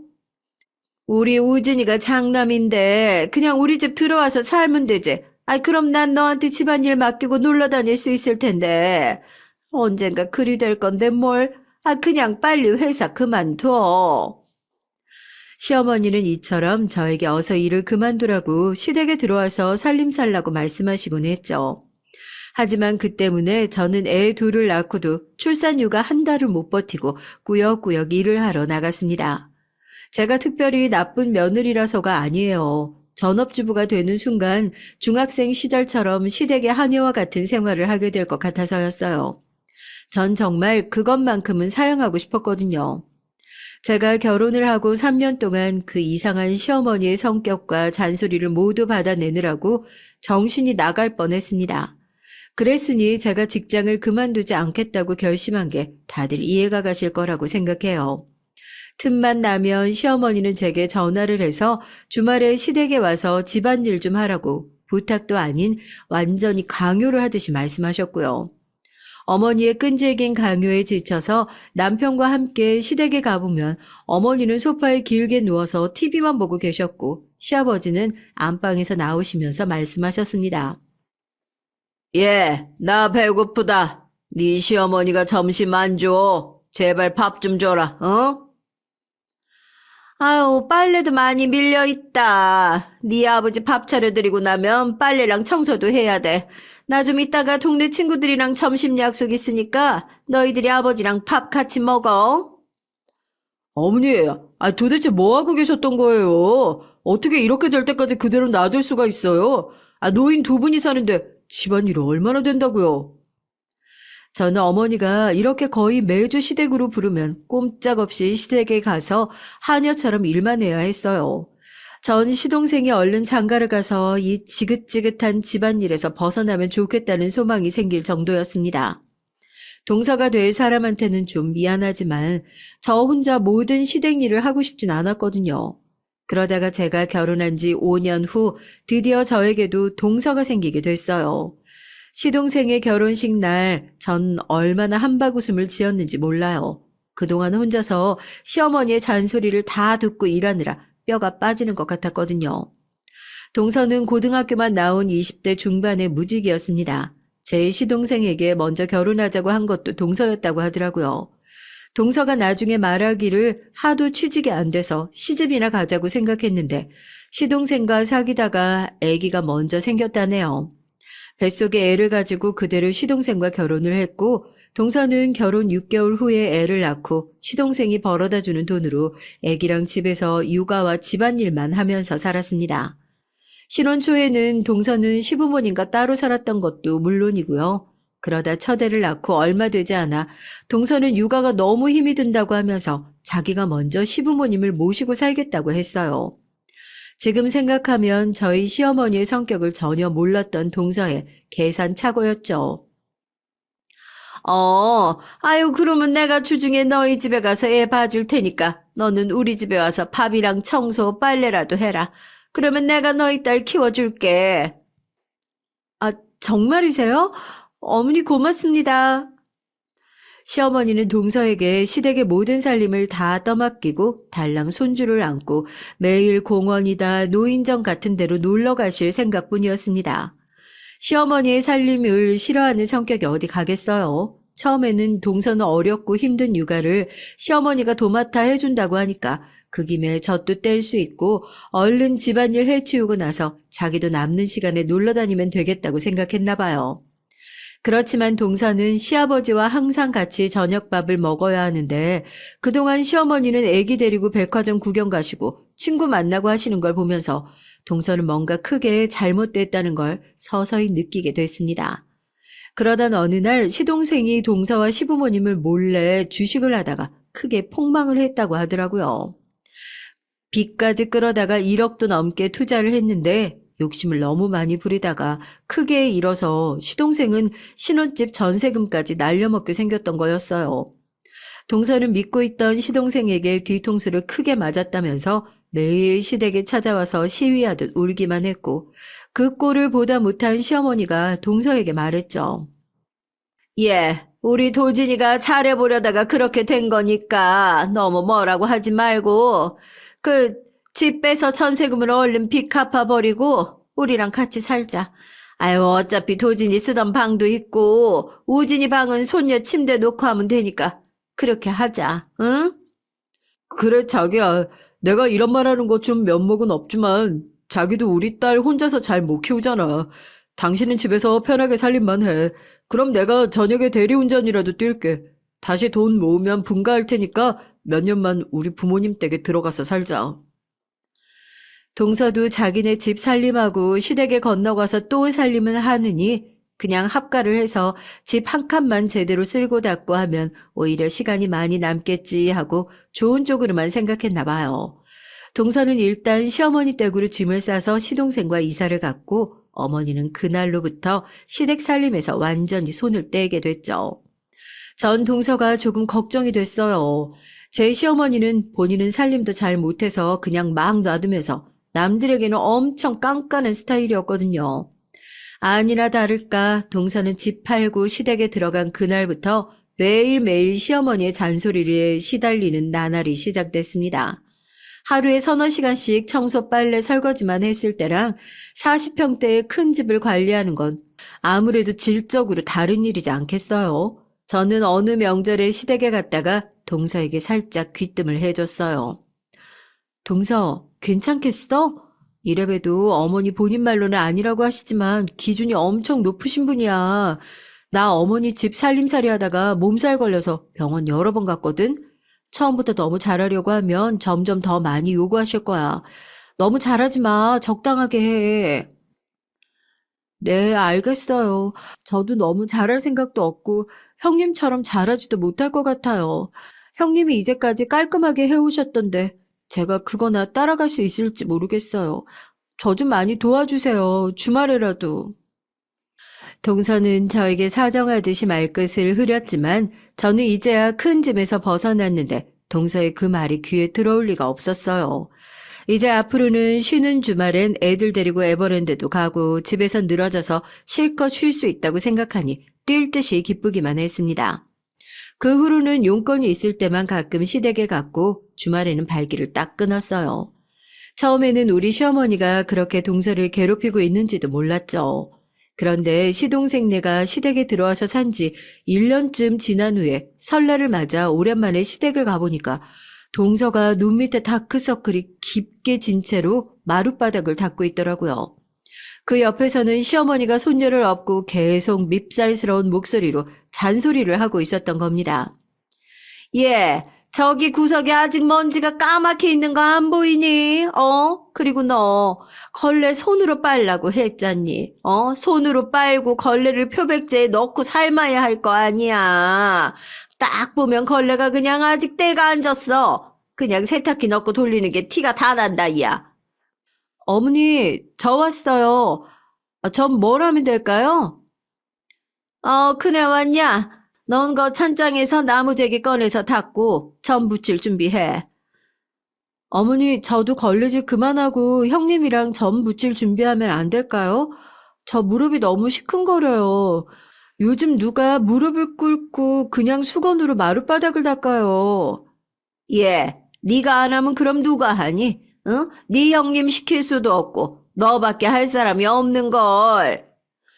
동서는 입을 삐죽거리면서도 시어머니가 한번 무섭게 째려보자 다시 무릎을 꿇고 앉아서 바닥을 닦아야 했습니다. 그동안 많이 참고 있었는지 동서는 설날 밤에 제사가 시작되자 눈물이 그렁그렁해서 자기 방에 들어가서 아예 나오질 않더라고요. 시동생은 동서가 울던 말던 신경도 안 쓰이는지 제사 끝나고 식구들과 밥을 먹으면서 웃고 떠들고 있었습니다. 전 남편에게 가만히 귓속말로 물었어요. 여보, 동서가 몸이 안 좋은 거 아니야? 왜 저녁도 안 먹고 들어가서 아직 나오지도 않는데? 서방님한테 동서 좀 보고 오라고 얘기 좀 해봐. 그냥 놔둬. 부부간 문제는 가족들이라도 함부로 충고하고 그러는 거 아니래. 괜히 긁어부스럼 만들 수도 있으니까. 재수 씨가 컨디션 괜찮아지면 알아서 나오겠지. 저와 남편이 시어머니 몰래 수군거리고 있었는데 그걸 또 어떻게 들었는지 시동생이 옆에서 말을 붙이더라고요. 왜? 아, 우리 여보 좀 아픈가 봐. 일주일 전에 밥도 못 먹고 울렁거린다면서 희한하게 한겨울에 딸기를 찾더라고. 아, 서방님, 그거 입덧 아니에요? 둘째 생긴 것 같은데 동서가 뭐라고 안 해요? 아, 한번 들어가서 물어봐요. 네? 둘째? 입덧이요? 우리 여보 임신했을 때 막 뭐든지 잘 먹고 구역질하고 그런 적도 없는데요? 그건 케이스마다 다른 거죠. 둘째는 또 달라요. 저도 그랬고. 아, 얼른 들어가서 동서 위로도 해주고 딸기도 구해다 줘요. 서방님은 제 말을 듣고 뭔가 생각이 난 듯 허둥지둥 방으로 들어갔고 동서를 데리고 나와서 쑥스러운 듯이 시어머니에게 동서의 임신 소식을 알렸습니다. 동서는 그때도 울다가 나왔는지 눈두덩이가 젖어 있더라고요.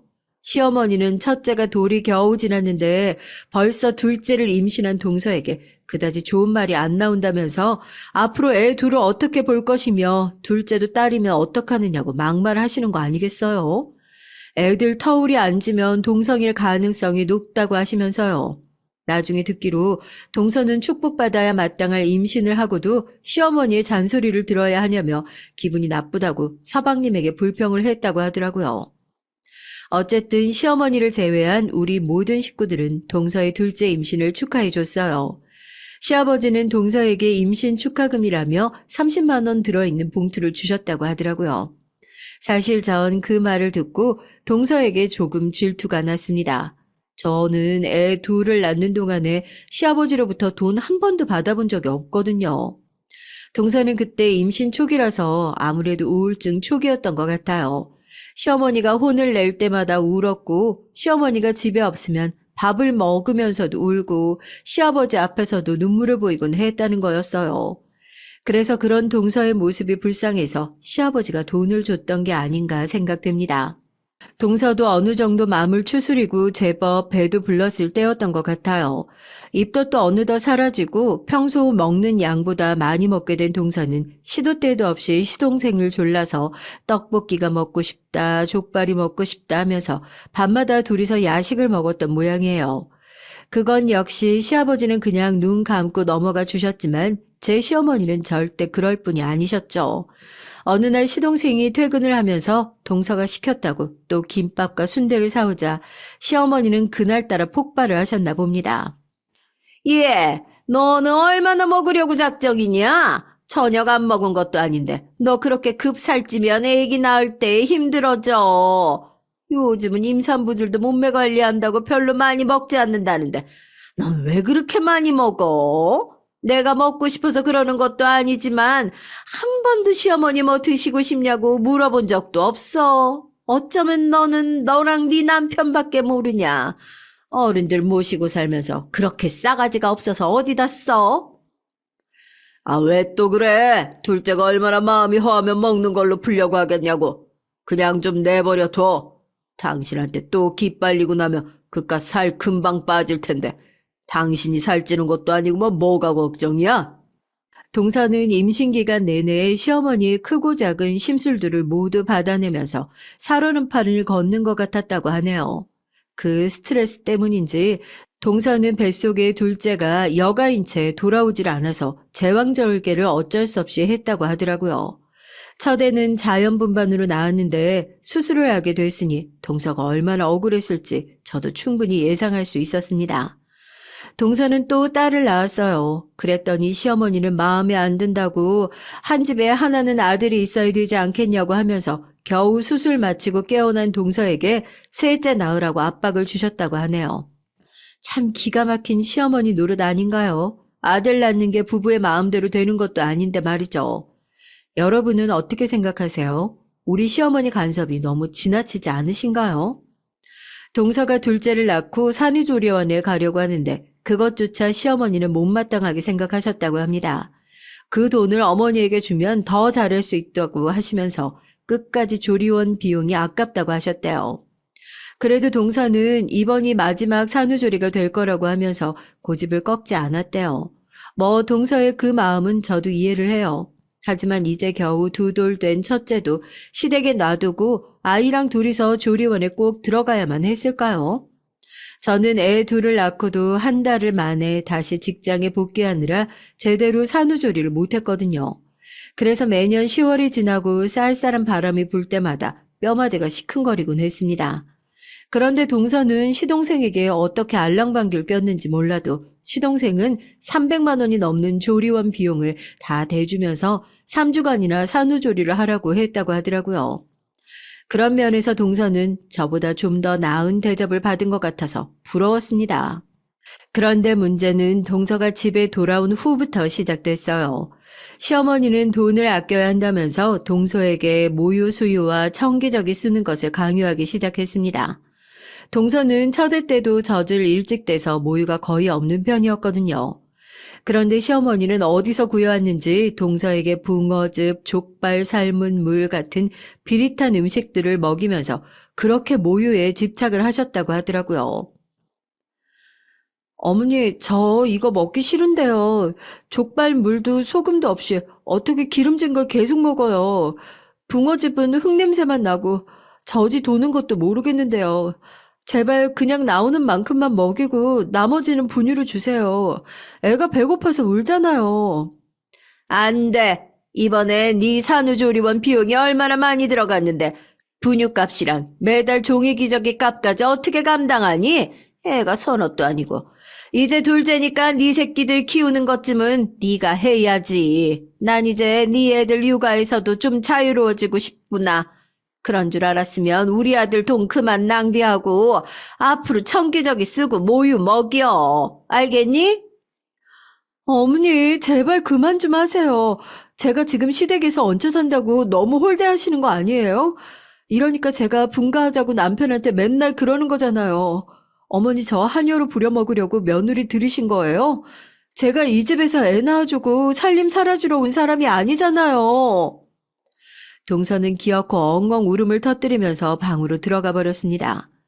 시어머니는 화가 나서 동서가 들어간 방문 쪽에다 대고 고함을 질렀어요. 내가 언제까지 널 도와줄 수 있을 거라고 생각하냐? 언제든지 이 집 나가고 싶으면 나가. 아, 내가 싶다고 너희들 잡을 줄 알아?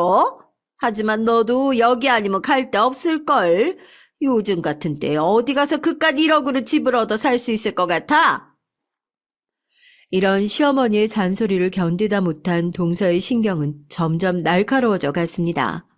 하지만 시어머니는 집안일은 나 몰라라 하시고 첫째 손녀만 데리고 다시 밖으로 나돌아다니기 시작했다고 해요.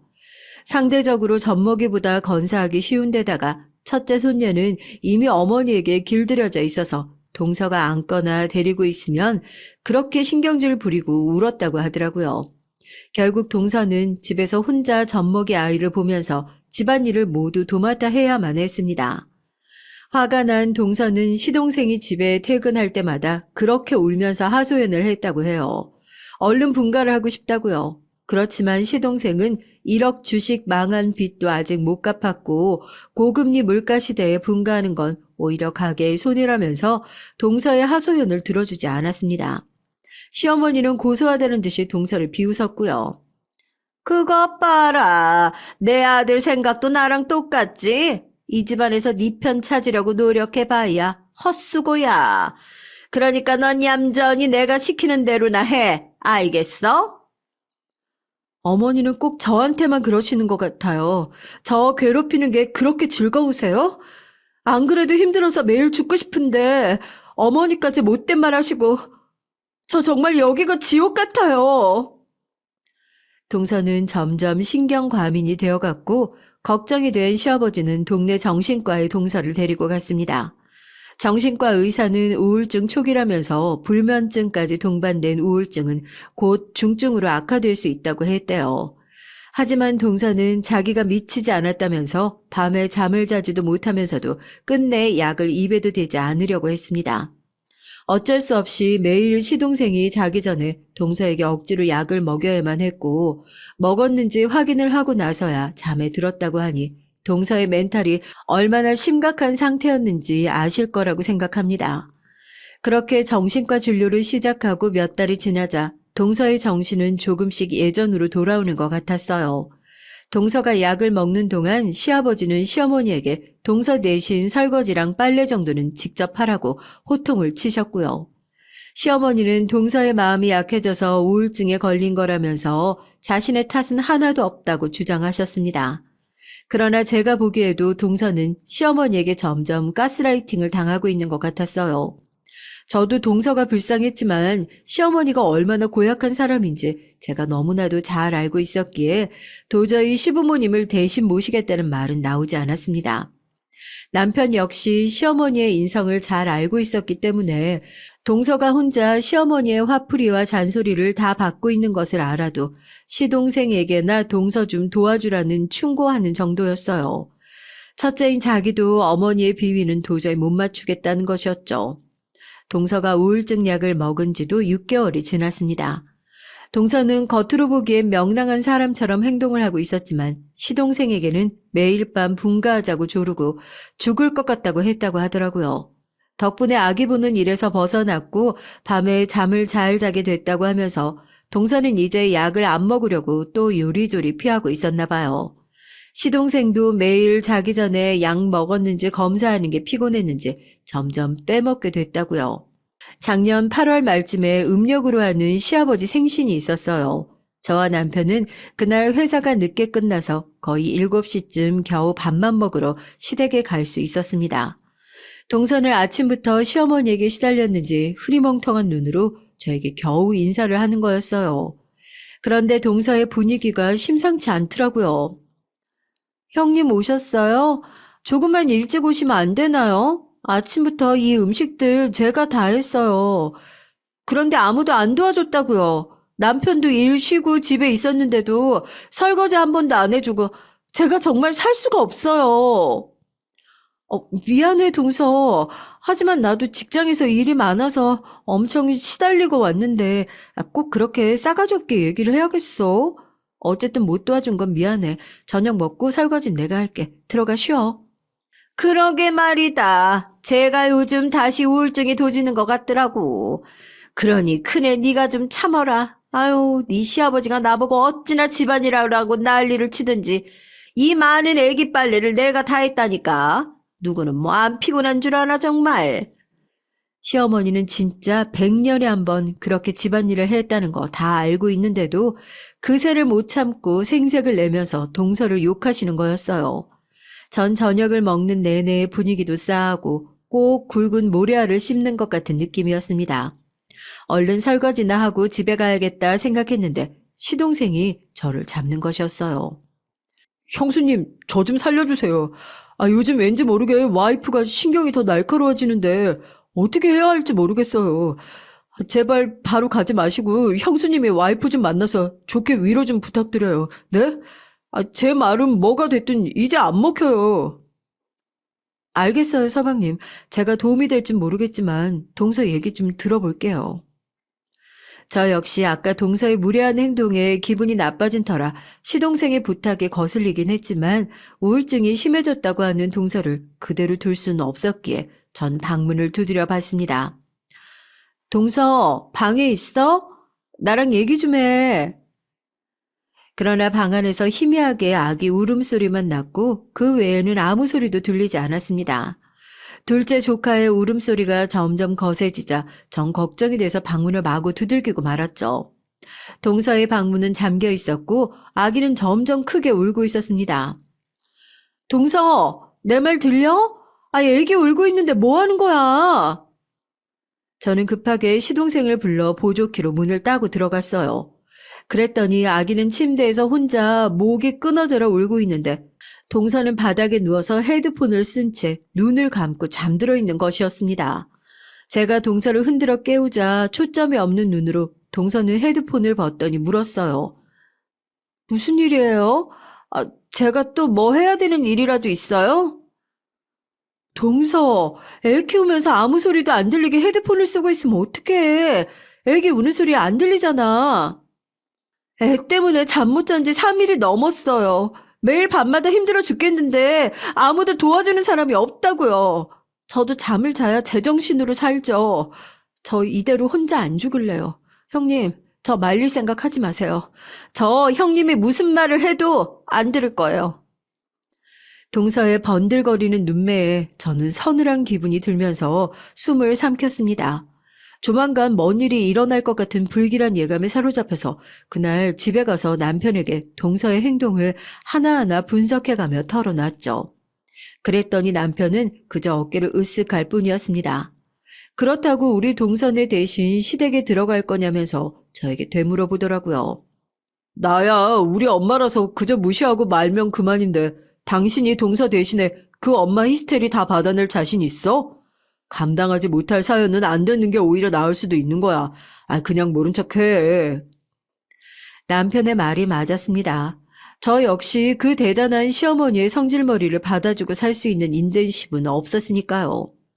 그래서 저는 가끔 가다가 동서를 위로해주고 생활비나 조금 보태주자는 생각으로 모른 척을 했던 것 같아요. 얼마 안 가서 후회하게 됐지만 말입니다. 다음 달에 추석을 맞아 저는 또 2주 만에 시댁에 가게 됐어요. 그날은 쉬는 날이라 저는 아침 일찍부터 시댁에 가서 동서를 도와서 할 수 있는 일을 하자고 생각해서 애들 둘을 급히 준비시키고 있었는데 마침 그 전화가 온 것이었습니다. 형수님, 형하고 같이 병원으로 오세요.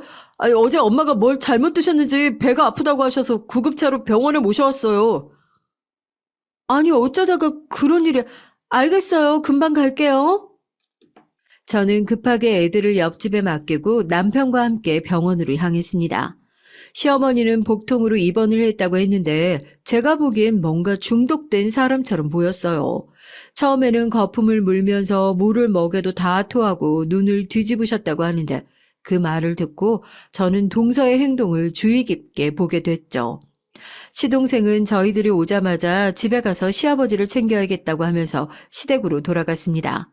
시아버지도 집에 혼자 계신데 쇼크를 좀 받으셨다고 하더라고요. 시동생이 가고 남편도 매점에 가서 입원에 필요한 것들을 사온다고 병실을 빠져나가자 어머니가 입원한 병실에 저와 동서 둘만 남아 있었습니다. 저는 동서의 눈을 똑바로 쳐다보면서 무섭게 다그쳤어요. 동서, 거짓말 할 생각하지 말고 내 말에 대답해봐. 어머니 이렇게 되신 거 동서하고 관계 있는 거지? 설마 어머니한테 독이라도 먹이려고 한 거야? 형님, 무슨 말씀을 그렇게 해요? 제가 아무리 어머니가 미워도 그런 죄까지 저지를 것 같으세요? 전 아니에요. 절대 아니라고요. 동서는 강하게 도리지를 치며 부정했습니다. 그러나 그렇게 말하는 동서의 얼굴을 보니 하얗게 질려 있었어요. 제가 고개를 저으며 동서를 다시 노려보자 동서는 뭔가 간파당한 표정으로 저에게 호소하듯이 말했습니다. 형님, 아주버님이랑 남편한테 말하지 마세요. 절대 제가 그런 거 아니에요. 어머니가 이렇게 금방 쓰러지실 줄 몰랐어요. 그냥 음료수에 뭘 좀 섞기만. 기가 막혀. 뭘 섞은 거야? 동서 도대체 어떡하려고 그래? 우울증 약 끊지 말고 계속 먹었어야지. 동서는 병실 바닥에 털썩 주저앉아서 공허한 눈으로 저에게 모든 것을 털어놓고 말았습니다. 어제 점심때부터 시어머니는 언제 나와 마찬가지로 동서를 들들 볶아대고 있었어요. 명절이 다가오니 가족들이 오기 전에 집안 대청소를 해야 한다면서 동서에게 손걸레질을 시키고 무거운 사계 그릇들까지 다 꺼내서 닦으라고 시켰다는 것이었습니다. 그리고 친구를 만나러 나가면서 어머니가 올 때까지 모든 것을 끝내 놓으라고 했다는 것이었죠. 그 말을 들으면서 동서의 마음이 조금 이해가 갔어요. 저라도 그런 힘든 일을 혼자 하라고 했다면 시어머니가 미웠기는 했을 거예요. 동서는 애 둘을 보면서 당연히 어머니가 시킨 일을 모두 끝내지 못했죠. 그럴 바엔 그냥 쉬기라도 하자는 생각에 애들을 재워놓고 또 헤드폰을 끼고 자느라 어머니가 들어오는 소리도 못 들었나 봅니다. 어머니는 저녁 때쯤에 들어와서 바닥 청소도 제대로 안 되어 있고 사기 그릇들은 설거지하다 만채 쌓여 있는 것들을 보더니 자는 동서를 억지로 깨워서 기어이 뺨을 한 대 때렸다고 하더라고요. 동서는 크게 놀라서 어머니에게 맞은 뺨을 붙들고 부들부들 떨며 소리쳤습니다. 뭐예요? 왜 때리시는 건데요? 제가 시킨 일을 못했다고 해도 어머니가 저를 때릴 권리 없는 거 아닌가요? 도대체 이 집안에서 저는 어떤 존재예요? 하녀나 다름없는 취급만 하고 아무리 시어머니라도 저를 그렇게 부려먹을 권리가 있는 건 아니잖아요. 뭐? 이 인연이 뭘 잘한 게 있다고 시어머니한테 바락바락 떼들어? 내가 무리한 걸 시켰니? 네 생각에는 내가 팥쥐 엄마라도 돼? 이 나쁜 년아, 한 대 더 맞고 싶어? 시어머니는 어이가 없게도 동서를 더 때리겠다고 손을 치켜들었습니다. 그때 방에서 애들이 시끄럽게 울어대고 동서는 옳다구나 하고 재빠르게 방으로 들어가 문을 잠갔다고 하더라고요. 그때 동서는 시어머니에게 꼭 복수를 해야겠다 마음을 먹었고 그날 저녁 식사 후에 어머니가 콜라를 드시겠다고 해서 그 콜라에다가 표백제를 탔다고 털어놓았습니다. 저는 동서의 마음을 이해할 수 있었어요. 얼마나 억울하고 시어머니가 힘들게 했으면 그런 마음까지 먹었을까 생각이 됐어요. 하지만 범죄는 범죄잖아요. 그것은 가족이라고 덮어줄 수 없는 중범죄였습니다.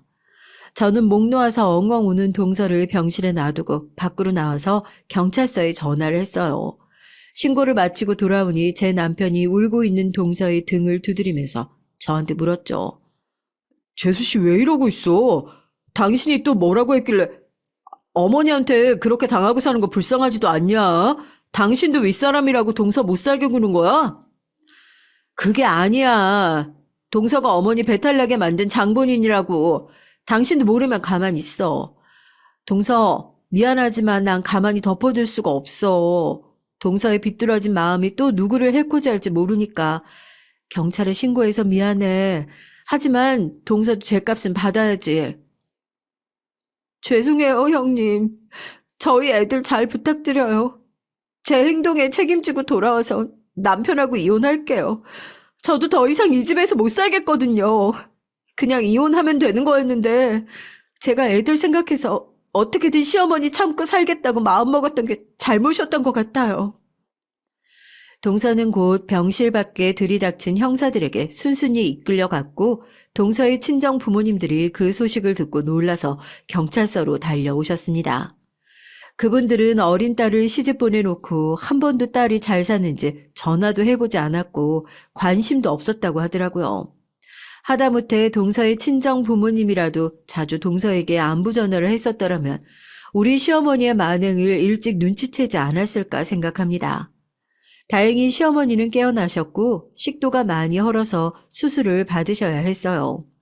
뭣도 모르고 들이킨 콜라에 둘째 며느리가 몹쓸 약을 탔다고 하는 말을 전해 듣고 시어머니는 화를 내며 길길이 날뛰다가 시동생에게 일침을 당했습니다.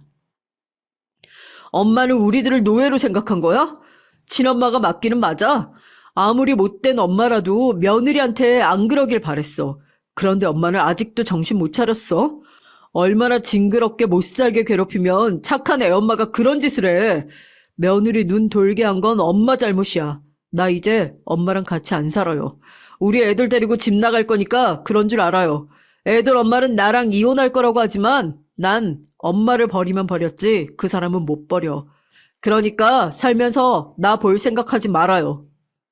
시동생은 그 말을 남기고 시어머니의 병실을 나갔습니다. 수술 후 목에 튜브를 꽂고 있던 시어머니는 아무 말도 못했지만 눈을 감고 눈물을 흘리며 뉘우치신 것 같았어요. 처음에 동서를 잡아먹을 듯이 날뛰었던 때와는 다른 모습이었습니다. 친아들마저 어머니에게 등을 돌리니 그제서야 어머니도 깨달은 것이 조금은 있었던 모양이었어요. 동서가 시어머니에게 독을 먹인 사건으로 재판을 받고 집행유예 기간이 끝나자 시동생은 동서와 아이들을 데리고 호주로 이민을 갔습니다. 한국에 계속 살면 언젠가 또 시어머니가 동서를 부를지도 모른다는 것이 두려워서 그랬다고 해요. 다행히 호주로 이민을 가서 영어도 배우고 카페에서 아르바이트도 하면서 동서는 정신의 건강을 되찾아갔습니다. 두 딸들도 시설과 유치원에 맡겨지면서 밤에 우는 일도 적어졌고 성격도 원만해졌다고 해요. 시동생은 가끔 영상통화로 시어머니 얼굴을 보며 통화는 하지만 아직까지 한국에 들어온 일은 없습니다. 그런 일이 있고 난 후 시아버지는 시름시름 앓다가 돌아가셨어요. 그때 충격을 받으신 것도 있었지만 간암인 것을 너무 늦게 발견해서 이미 수술을 하기에도 늦으셨다고 하더라고요. 올해 1월에 시아버지 장례를 치르고 나서 시어머니는 말씀하셨습니다. 내가 너희들한테 못할 짓을 너무 많이 했나 보다. 하늘이 노하셔서 네 아버지 일찍 데리고 간 것 같아.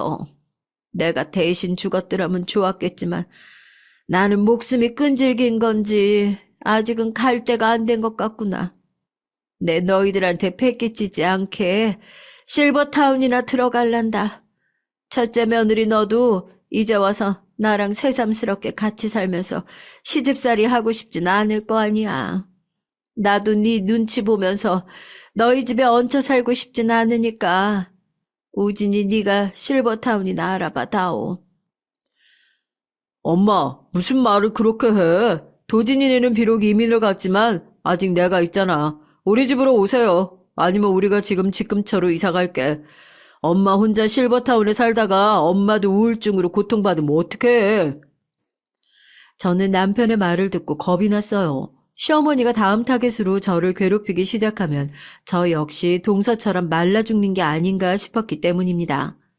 저는 남편의 눈을 피하면서 어떻게든 빠져나갈 구실이 없나 쭈뼛거리면서 말을 꺼냈죠. 하지만 어머니, 저는 직장에 다니고 있잖아요. 어머니가 원하시는 대로 집안일 하는 건 무리예요. 차라리 제가 가정부를 일주일에 2번 보내드릴게요. 그러면 어때요? 네? 당신도 괜찮지? 저는 이를 악물며 남편에게 눈짓을 했지만 남편은 막무가내로 시어머니를 저희 집으로 오게 만들고 말았습니다. 그리고 저에게 다짜고짜 회계사무소 일을 그만두라며 설득을 하기 시작했어요. 전 전업주부가 되는 것이 소원이긴 했지만 시어머니를 모시면서 시집살이를 하고 싶지 않았습니다. 시어머니는 저희 부부간에 끼어서 며칠 눈치를 보다가 다시 실버타운 얘기를 꺼내 놓으셨습니다. 아유, 내가 아는 동네 친구도 영감 죽고 나서 혼자 실버타운에 들어갔는데 아무 신경 쓸 거 없다고 좋아하더라.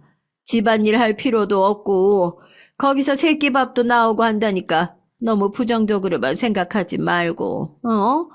아유, 오진아. 엄마가 실버타운 들어가면 주말마다 보러 오면 되잖아. 아니, 엄마가 자식이 없는 것도 아닌데 왜 거길 들어가야 하냐고. 당신 정말 일 그만 안 두면 나랑 이혼해. 난 장남으로서 우리 엄마가 내팽개치는 꼴 못 봐. 결국 남편의 고집으로 저는 일을 그만두게 됐고 매일 시어머니의 눈치를 보면서 살게 됐어요. 동서와 같이 살 때나 저의 신혼 때처럼 시어머니가 심하게 시집살이를 시키진 않지만 아직도 저에게는 그때의 트라우마가 남아 있습니다. 하지만 저희 집으로 오신 후부터 시어머니는 못하시는 집안일이지만 빨래와 설거지 정도는 저희 집에서 열심히 하고 사세요.